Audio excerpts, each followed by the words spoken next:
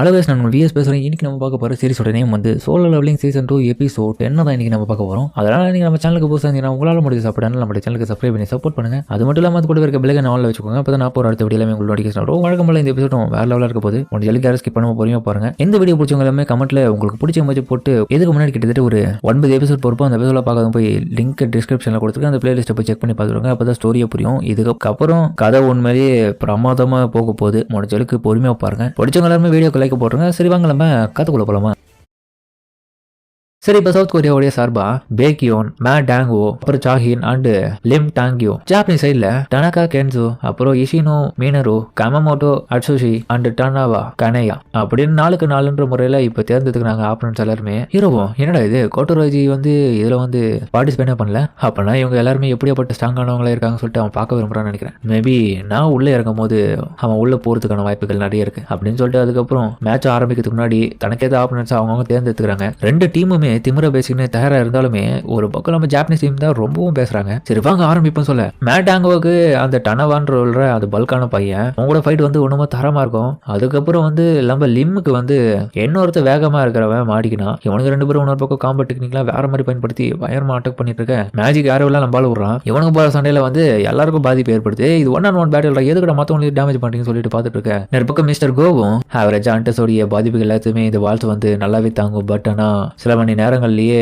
மொத்த எஸ்ராங் கண்டஸும் இந்த இடத்துல ஃபைட் பண்ணும்போதுன்றது அது தாங்குமன்றது டவுட் தான். அதனால சில செகண்ட்ஸ்ல இந்த மேட்ச் முடிஞ்சு நல்லா பேக்கியன் கிட்ட இந்த ஒத்த கண்ணனும் சண்டை போட தயாரா இருக்கு. அவன் போயிட்டு பயங்கரமா ஃபைட் பண்ணுவான். நம்ம பேக்கியன் வந்து அவனுக்கு டஃப் கொடுத்து பார்த்துட்டு இருக்கேன். இற உன்னை கொல்றான் சொல்லிட்டு அந்த அளவு முயற்சி பண்ண. ஆனா பேக்கியன் வந்து தடுத்துறான். இன்னொரு பக்கம் அவனுக்கு மனசுக்குள்ள யோசிக்கிறான், முன்னாடி பண்ண தப்பு இதில் நான் பண்ணவே மாட்டேன், அதனால சீக்கிரமா இதை முடிக்கிறேன்னு சொல்லிட்டு அவன் தயாரா இருந்து அவனை பார்த்துட்டு இருக்க. அவன் பாக்குற பார்வையை பார்த்துட்டு என்ன இவன் பண்றான், இவனோட பார்வையை சரியில்லை, எனக்கு தெரிஞ்சு என்னமோ பண்ண போறான்னு சொல்லிட்டு பயத்துல அவனும் தயாரா இருக்கு. பேக்கியன் விட்டு போயிட்டு அடிக்கிற பாருங்க, தரமா இருக்கும். இன்னொரு பக்கம் நம்ம பார்க்கும் அடாடா என்னடா இது மாஞ்சர் கூட ஃபைட் பண்ற மாதிரி ஃபைட் பண்ணிட்டு இருக்காங்க. எல்லாம் மாஞ்சர் பயல் பொழுது தான் போல. என்னோட மேட்ச் பார்த்து கத்துக்கடா, என்னடா குழந்தைத்தனமா சண்டை போட்டுட்டு இருக்கீங்க, நல்லாவே இல்லடான்ற மாதிரி அவன் பார்த்துட்டு இருக்கேன். கூட இது செக்ரட்டரி பார்க்க இருந்தாலும் உங்களுக்கு நக்கல் தாயா, அவனுக்கு எவ்வளவு ஒத்துரை கூட சண்டை போட்டு இருக்காங்க மாதிரி பார்க்க. இன்னொரு பக்கம் பார்த்தா நம்ம மேக் டாங்குவோ வந்து அவன் வந்து தோக்கடிச்சு இருக்கான். என்னால நம்பவே முடியல, இவன் ரொம்ப ஸ்ட்ராங்கா இருக்கான்பா, என்னையே தோக்கடிச்சிட்டான் ஃபர்ஸ்ட் டைம் இப்பதான் இப்படி ஆகுதுன்னு சொல்ல. இன்னொரு பக்கம் பார்த்தா லிம்மையே தோக்கடிச்சுக்கிறான். பேக்கி அவனுக்கு செம்ம கடுப்பு. அடடா மிச்ச பேர் நான் தான் சமாளிக்கணுமா, இவனுக்கு எல்லாரும் இப்போ ஏமாலதான் டார்கெட், இருந்தாலுமே இன்னும் சாகி மட்டும் இருக்கா, அவ சமாளிச்சிருவான்னு எனக்கு நம்பிக்கை இருக்குன்னு சொல்லிட்டு அதுக்கப்புறம் அவளை காமிக்க சாயும் தான் போட்டு விளாசுறா. எல்லாருமே டஃப் கொடுக்குறா.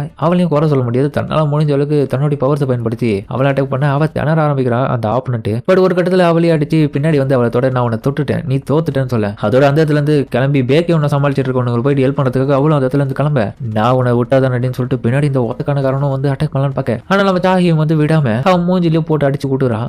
அவ எப்படி பண்ணத, அவ ஒரு கன்னு மாதிரி அந்த இடத்துல சண்டை போட்டிருக்கான். அவளுடைய பஞ்சஸ் எல்லாம் அப்படிதான் இருக்கு. ஒரே டைம்ல கிட்டத்தட்ட அதிகப்படியான பஞ்சஸ்லாம் கொடுத்துருக்கா. கிட்டத்தட்ட 14 முறையாச்சும் பண்ணிருப்பான்னு சொல்ல. பக்கம் அவ்வளோ ஷாக் ஆயிட்டு இருக்கா. என்ன இது, நான் அத்தனை முறையும் இவன் மேல பஞ்ச் பண்ணியும் இவன் எல்லாத்தையுமே பிளாக் பண்ணிட்டான், எப்படி ஏதோ சரியில்லை, என்ன இவன் கான்சியஸ்னஸ் இறந்துட்டான்னு சொல்லிட்டு பார்த்துட்டு இருக்க. அப்புறம் பார்த்தா அந்த கும்மமோட்டோன்ற ஆள் வந்து அவ்வளவுதான் தோத்துட்ட நிலைமைக்கு போயிட்டான். அதுக்கப்புறம் அவனுடைய நண்பர்கள் ஒரு விஷயத்த சொல்றாங்க.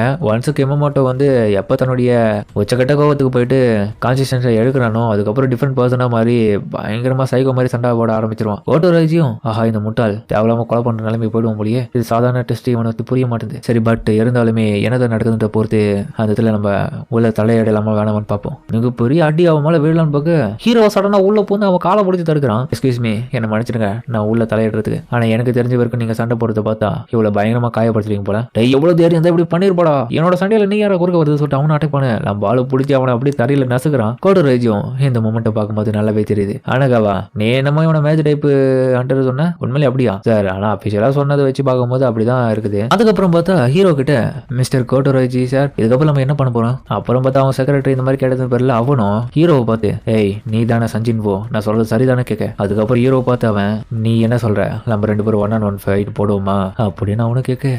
இன்ஸ்பெக்டரும் மிஸ்டர் கோட்டோ அண்ட் சஞ்சின்வோ நீங்க 2 பேரும் ஃபைட் பண்றதுக்காக ஒத்துக்கிறீங்களான்னு கேட்க. ஒத்துக்கிறோம், ஆனா ஒரே ஒரு கண்டிஷன் இருக்கு. ஒரு கண்டிஷனா, அது என்னன்னா அவனுடைய ஃபுல் ஃபோர்ஸை பயன்படுத்தி என் கூட ஃபைட் பண்ணணும், இது சீரியஸா தான் எடுத்துக்கணும்னு சொல்ல. இன்னொரு பக்கம் லம்பாளங்களாம் பார்த்துட்டு ஆஹா என்னடா இங்க நடக்குது, முடியாது, சரியா சண்டையை நடக்கும் போலியே பார்த்துட்டு இருக்க. அதுக்கப்புறம் ஹீரோவும் ஆல்ரைட் ஆரம்பிப்போமான்னு சொல்ல, இது எப்பயும் ஆரம்பிச்சாதுன்னு சொல்லிட்டு அவனுக்கிட்ட வந்து அடிக்கலான்னு பார்க்க ஹீரோ வந்து அந்த தப்பிக்க பரவாயில்லையே சொல்லி முடிக்கிறதுக்குள்ள அட்டாக் பண்ணிட்டான், நான் மிஸ் பண்ணிட்டேன்ற மாதிரி அவன் பார்க்க கோட்டோராஜுக்கு மனசுல யோசிக்குது, கண்டிப்பா இவன் மேஜிக் டைப் ஹண்டரா வாய்ப்பே கிடையாது, நான் தான் தப்பா புரிஞ்சுட்டு இருப்பேன். இவனுடைய மூவ்மெண்ட் அப்புறம் அவனுடைய காலடி எல்லாமே ரொம்ப சைலண்டா இருக்கு. ஒரு அசாசியனுக்கு உரித்தான எல்லா விதமான தகுதிகளும் அவனுக்கு இருக்குது. பட் இருந்தாலுமே ஏன் மேஜிக் டைப், நீ அசாசியன்றதை நான் இதுல நிரூபிப்பட்ட இந்த சண்டை மூலியமா எக்ஸாக்டா இந்த உலகத்துக்கு யாருன்றதை பண்ணுவோம்னு சொல்லிட்டு அவனும் ஃபைட் பண்ண ஹீரோவும் நான் இந்த ஹண்டர் கிட்ட சென்ஸ் பண்ண வரைக்கும் இது வரைக்கும் நான் பார்த்தவங்களே விட இவன் ரொம்ப ஸ்ட்ராங்கா இருக்க மாதிரி தெரியுது. பட் இருந்தாலுமே இந்த அட்டாக்ஸ் எல்லாம் என்னால் டாஜ் பண்ண முடியும்னு சொல்லிட்டு அவனும் டாஜ் பண்ண இவன் எதுக்காக சிரிக்கிறான் அப்படின்ற மாதிரி கோட்டோராஜையும் பார்க்க, அடடா இவனை தடுக்க முடியாதா, இல்ல கோட்டோராஜி ரொம்ப சீரியஸ் ஆயிட்டேன்னு சொல்லிட்டு அவனோட ஆளுங்களையும் பார்க்க அவன் எல்லாத்தையுமே லக்கில் தான் சார்ஜ் பண்ணிட்டு இருக்கான்னு நினைக்கிறேன். இன்னைக்கு நான் உன்னை கொல்லாம விட மாட்டேன்னு சொல்லிட்டு அவன் ஆத்திரத்துல அந்த இடத்துல போக, அதுக்கப்புறம் ஹீரோட சிஸ்டமும் உங்களை கொல்ற நோக்கத்தோட ஒருத்தன் வந்து அட்டாக் பண்ணிட்டு இருக்கான் உங்க பக்கத்துலன்ற மாதிரி சிக்னல் கொடுக்க,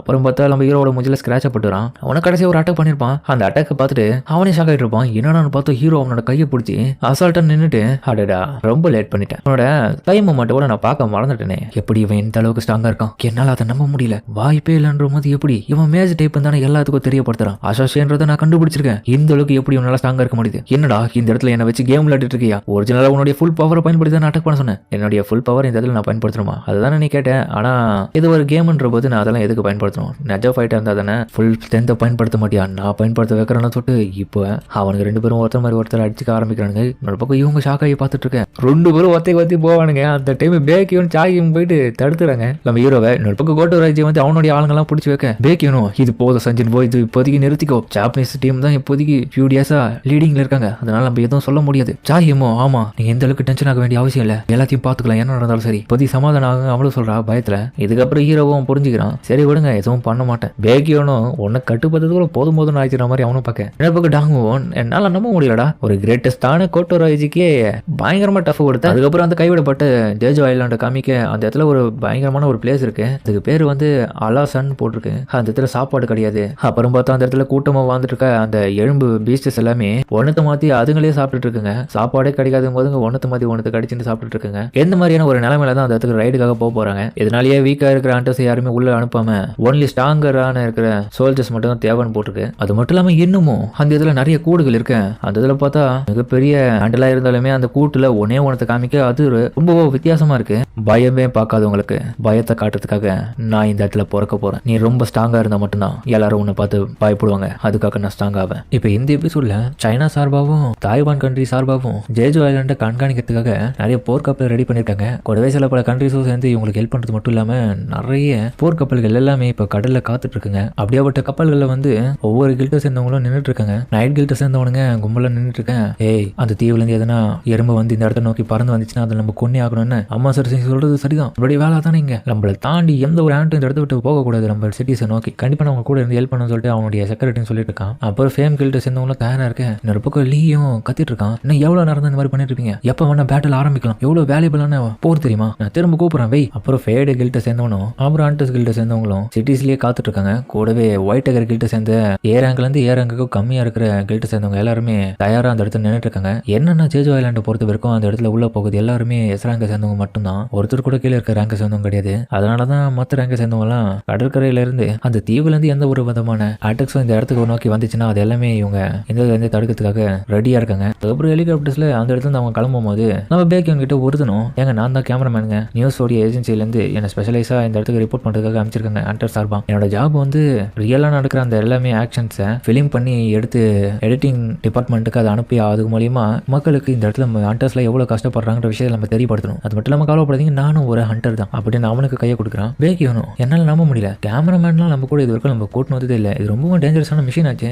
என்னதான் இவர் நினைச்சு பண்ணிட்டு இருக்காரு மிஸ்டர் சேர்மனும் அந்த இடத்துல வந்துட்டான். அப்பனா இதுதான் அந்த ஜேஜோ சிட்டியா, பார்க்கவே கம்ப்ளீட்டா கோஸ்ட் டவுன் மாதிரி இருக்கு. அது மட்டும் இல்லாம இந்த இடத்துல இருக்க ஆன்ஸ் எல்லாமே இன்னொரு ஆன்ஸால நல்லாவே வேட்டையாடப்பட்டிருக்குன்னு நல்லாவே தெரியுது, எப்படி இதுங்க பிரெடேட்டர் மாதிரி மாறி இருக்கும். அதுக்கப்புறம் அவனும் தன்னுடைய கம்யூனிகேஷன்ல சரியா இருக்கான்னு சொல்லிட்டு செக் பண்ணிட்டு இருக்காங்க, எல்லாரும் கனெக்ஷன்ல கரெக்டா இருக்காங்க. அதுக்கப்புறம் தன்னுடைய ஆளுங்க கிட்ட சரி உங்களோட மொத்த பவர்ஸையும் வெளிப்படுத்துங்கன்னு சொல்ல அடுத்த நிமிஷமே அவனுங்க தன்னுடைய மானவ வேவ்ஸ் எல்லாம் ரிலீஸ் பண்ண ஐலாண்ட்ல அங்கங்க பத்தின ஹை லெவலான மானவ வேவ்ஸ் எல்லாம் வெளிப்படுறத பார்த்துட்டு பேக்கோ ஷாக் ஆகிறான். ஏய் அங்க பாருங்க, உடனே அந்த இடத்துல மானவ வேவ்ஸ் எல்லாம் அதிகப்படியா வெளியே வருது. மிஸ்டர் சாயம் டேய் புனாக்கு அங்க இருக்கிறவங்க எல்லாருமே ஜாப்பனீஸ் ஹண்டர்ஸ்ரா, அவனுக்கு முன்னாடியே போயிட்டு ஆபரேஷன் ஆரம்பிச்சிட்டானுங்க. அதுக்கப்புறம் மானவ வேவ்ஸ் வெளிப்படுத்தினால புத்துக்குள்ள இருந்து ஈசல் எல்லாம் கலப்பணம் விட்ட மாதிரி எறும்புங்க படையை பார்த்தீங்கன்னா அப்படியே பறந்து வருது. இன்னொரு பக்கம் பறந்து வந்துட்டு இருக்க இவங்களோட ஹெலிகாப்டர் அட்டாக் பண்ண நான் இதை பார்த்துக்கிறேன்னு சொல்லிட்டு நம்ம ஹண்டர் சாயும் சாயும் ஃபிளேம் ஃபயர்னு பயன்படுத்தி அதை அட்டாக் பண்ண அவன் பண்ண அட்டாக்ல அதெல்லாம் அழிஞ்சு போயிடுச்சுன்னு சொல்லிட்டு எல்லாருமே நினைச்சிட்டு இருக்கானுங்க. ஆனா பார்த்தா அது எதுவுமே ஆகல. என்ன இது எதுவுமே ஆகல, எப்படி இது நடந்துருக்கும்னு சொல்லிட்டு அவன் கடுப்புல அதுக்கப்புறம் அதை விடவும் அதிகப்படியா ஸ்ட்ராங்கா இருக்கிற ஒரு மிகப்பெரிய அட்டாக்கை திரும்ப பயன்படுத்த அதுக்கப்புறம் தான் அதுங்க பொசுங்குதுங்க. கரெக்ட் தான், வாங்க போவோம். அவன் தரையிறங்க அடுத்த நிமிஷம் அந்த இதுல நிறைய மான்ஸ்டர்ஸ் எல்லாம் இருக்கேன். அவன் பயன்படுத்துற அட்டாக் எல்லாமே கொஞ்சம் கொஞ்சமா அந்த இடத்துல வர பீச்சஸ் எல்லாமே எரிச்சு சாம்பல் ஆகுது.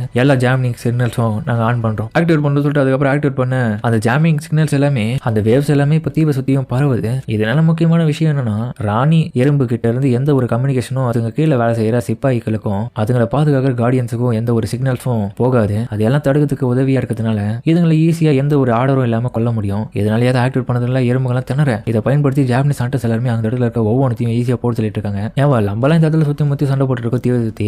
சரி, அந்த சவுத் கொரியன் ஹண்டர்ஸ் எங்க போவாங்க? வேற எங்க? அவங்களாம் குவீன் கூட போயிட்டு சண்டை போடுறதுக்கு தான் உள்ள அமைச்சு வச்சிருக்காங்க. கண்டிப்பா அவங்களால முடியுமான்றது தெரியல, பார்க்கலாம். சாயும் சரி வாங்க கிளம்புவோம் சொல்றதுக்கு அப்புறம் உள்ள போக ஆரம்பிக்கிறாங்க. ஹீரோவும் ஒரு பக்கம் தன்னுடைய டெய்லி பிராக்டிஸ் பண்ணிட்டு இருக்க ரன்னிங்கை முடிச்சு 10 கிலோமீட்டர் பண்ணிட்டான். அவன் ஒரு பக்கம் பார்க்கல பார்த்துட்டு இருக்கான். அடடா என்ன இது, எப்பவுமே இந்த இடத்துல ஆளுங்க அதிகமா இருப்பாங்க, பட் ஆனா இன்னைக்கு இந்த மாதிரி இல்லாததுக்கான காரணம் வந்து எல்லா மக்களும் ஜேஜோ ஐலாண்டோடைய ரைடுக்காக காத்துட்டு இருக்காங்க போல. அந்த ப்ராட்காஸ்ட் வேற லைவ் டெலிகாஸ்டா பண்ணிட்டு இருக்காங்க டிவில. அதை பார்க்கறதுக்காக உட்காந்துட்டு இருப்பாங்க வீட்டுல. அது மட்டும் இல்லாம சவுத் கொரியன் அடடா என்ன இது அப்படின்னு சொல்லிட்டு ஷாக்காவே பார்த்தா மொத்த எறும்பு முட்டைகளும் அந்த இடத்துல தான் இருக்கு.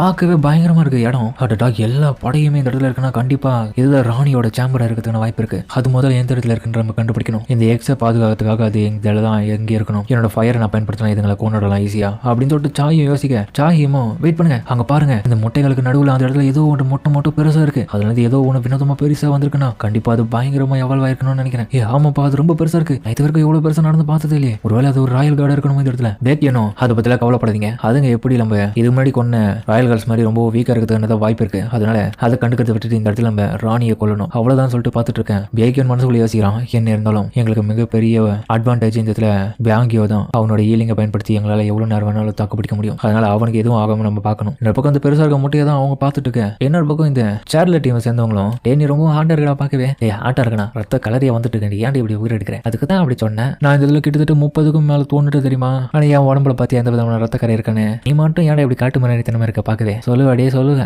உனக்கும் ட்ரெஸ் எல்லாம் இருக்க கூடாது, டீசெண்டா உன் வேலையை முடிக்கணும்னு மட்டும் நீ பார்த்துட்டு இருக்க. அப்படி இவன் பார்த்துட்டு இருக்கும்போது எறும்புக்கு படையும் வரேன். சரி வாங்க நமக்கான வேலையால் வந்துடுச்சு, என்னமோ நிறைய எறும்பு வந்துடுச்சுன்னு சொல்லிட்டு அவனும் பார்த்துட்டு அந்த பொண்ணை பார்க்க அடுத்த நிமிஷமா பார்த்தா அவளோட தலையே இல்லாத இடத்துல என்னாச்சுங்க அப்படின்னு சொல்லிட்டு 2 பேருமே ஒரு நிமிஷம் அதிர்ச்சி வரானுங்க. அந்த பொண்ணோட பாடி அப்படி கீழே விட யாரும் இங்க பக்கத்துல இருக்காங்க உஷாரா இருங்கன்னு சொல்லிட்டு இருக்கேன். அடுத்த நிமிஷம் பார்த்தா நம்ம தலைவன் என்ட்ரி தான். அதோட இந்த எபிசோட முடிக்கிறாங்க. சரிங்க, இந்த வீடியோ பிடிச்சிருக்க கமெண்ட் சொல்லுங்க. மறக்காம இந்த வீடியோ எல்லாருக்கும் பிடிச்சிருந்தா லைக் பண்ணி நம்ம சேனலுக்கு சப்ஸ்கிரைப் பண்ணி சப்போர்ட் பண்ணுங்க. அது மட்டும் இல்லாம அது கூட இருக்க பெல் ஐகானை ஆல்ல வச்சுக்கோங்க. அப்பதான் நான் போற அடுத்த வீடியோ எல்லாமே நோட்டிஃபிகேஷன் வரும். கண்டிப்பா இந்த எபிசோடு வேற லெவல்ல இருக்கும். முடிஞ்ச அளவுக்கு ஸ்கிப் பண்ணாம பொறுமையா பார்த்துருப்பீங்க நம்புறேன். ஃபைனலா வந்த சீன் உண்மையிலேயே வெறித்தனம், ஹீரோ எக்ஸ்சேஞ்சுன்னு சொல்லுவாங்க பாருங்க, பயங்கரமா இருக்கும். அதெல்லாம் அனிமேஷன்ல எப்படி பண்ண போறான்றது தெரியல. முடிஞ்சளவுக்கு சூப்பரா இருக்கும்ன்றது எனக்கு நம்பிக்கை இருக்கு. முடிஞ்சளவுக்கு வெயிட் பண்ணி பார்த்து என்ஜாய் பண்ணுங்க. சரிங்க, இந்த வீடியோ முடிச்சுமா.